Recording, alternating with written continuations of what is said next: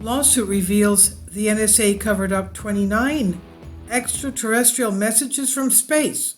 29.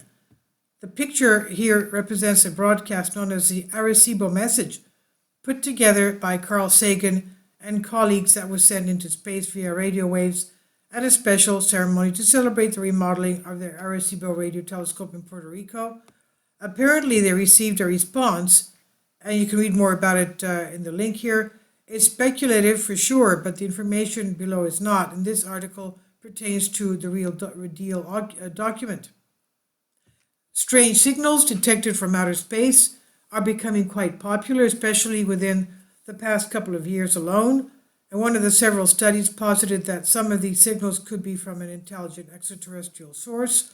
Scientists have discovered 6 more bursts of radio signals coming from a place in deep space outside of our galaxy from where similar signals were detected back in 2012.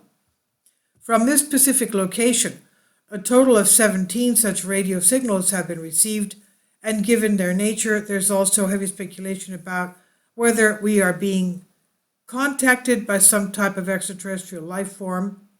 The article touches upon an NSA document that was released via a lawsuit, a FOIA lawsuit.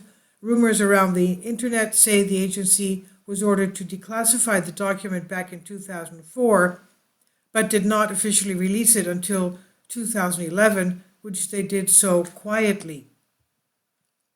Not many details are available about the document, except for the fact that it's real and published in the NSA database via their technical journal. It's titled Key to the Extraterrestrial Messages, and a gentleman by the name of H. Campaign attempts to decode the message, and it states this.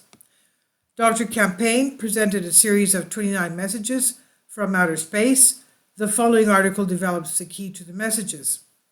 A paragraph from the appendix reads as follows. Recently, a series of radio messages was heard coming from outer space. The transmission was not continuous but cut by pauses into pieces which could be taken as units, for they were repeated over and over again. Towards the end of the document, the author states that, quote, we have penetrated the meaning of basic symbols, and even more important, we've learned some of the syntax rules of the notation and have caught mistakes in the process. We have a few words for sophisticated concepts, and given more data with a little labor, we could establish its translation, end quote.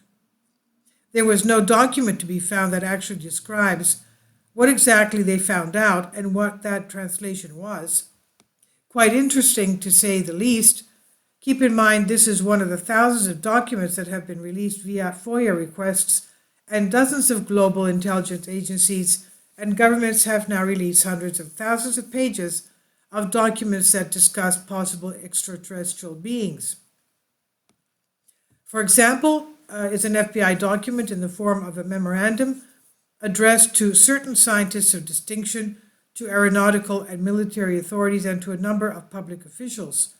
The document is a letter that was sent to the director of the FBI in Washington from the San Francisco office on a matter pertaining to UFOs and extraterrestrials. Lieutenant Colonel, name redacted, of G2 meaning Army Intelligence, San Francisco advised today that he has no further information and that our Seattle office is in possession of all information known by him and is handling the matter at Tacoma, Washington. The document goes on to provide a copy of a letter written by someone with several university degrees and a former university department head. It contemplates an extraterrestrial presence visiting us. There's also an important distinction to be made from the UFO phenomenon and the extraterrestrial phenomenon, although there is sufficient evidence to show that, at least in some cases, they are interrelated. That being said, many of these UFOs could be, and probably are, highly sophisticated, black budget, special access programs, human craft. The existence of UFOs has been officially verified, and thousands of military records show that they are commonly tracked on radar and perform maneuvers and travel at speeds that no known aircraft can travel. This seems to have started a long time ago in Germany, and the CIA was keeping tabs. And a great example straight from the archive.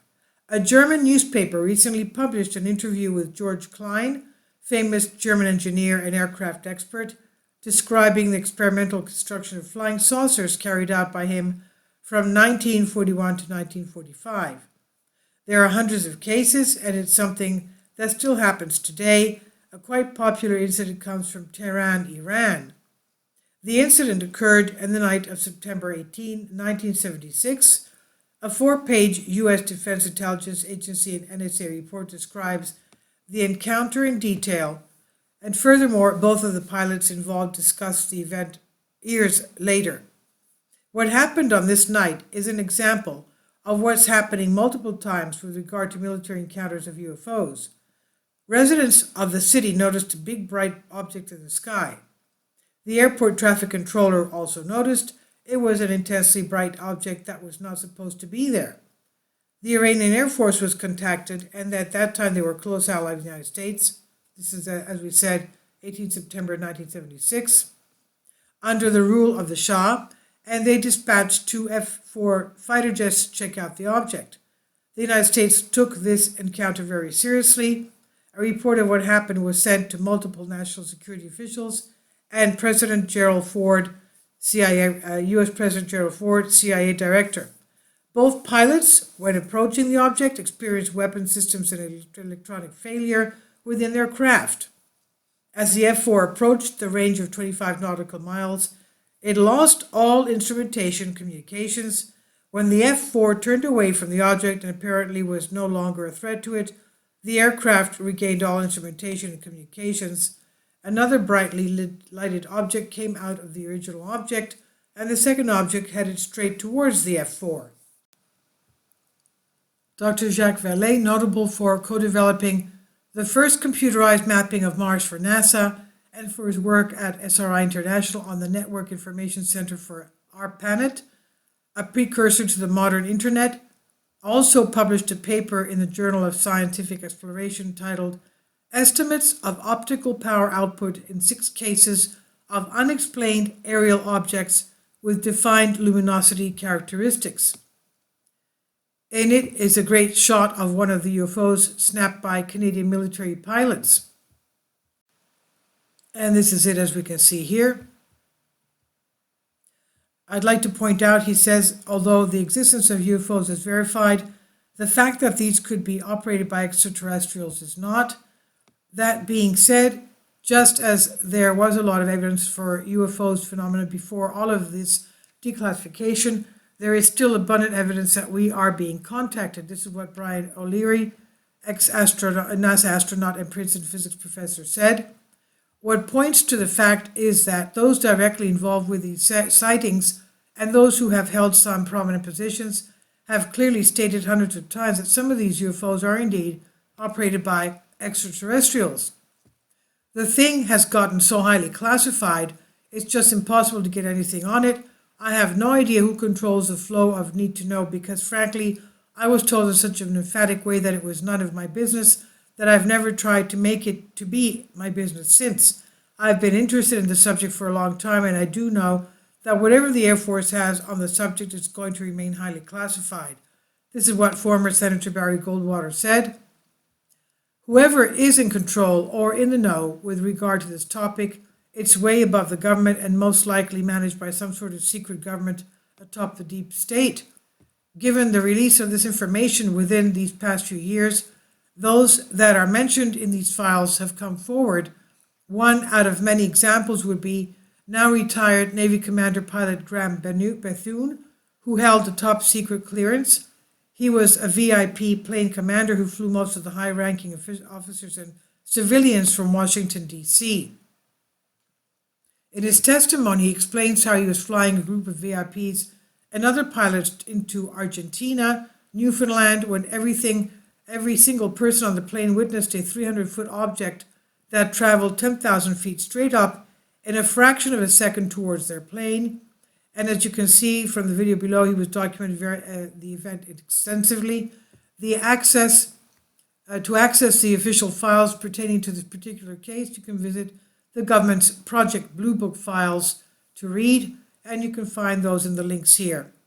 In the interview, he states he learned that some of these objects were indeed extraterrestrials from, quote, the boys upstairs, end quote.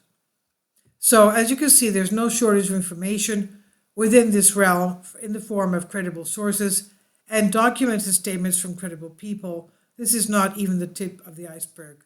This is by Arjun Walia on Humans Be Free. Please leave your comments. Thank you for your support.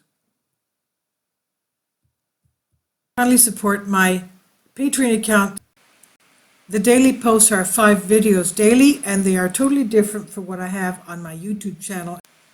Thank you so much for your support and that you find all my content so interesting. You'll find the Patreon account details in the description box below.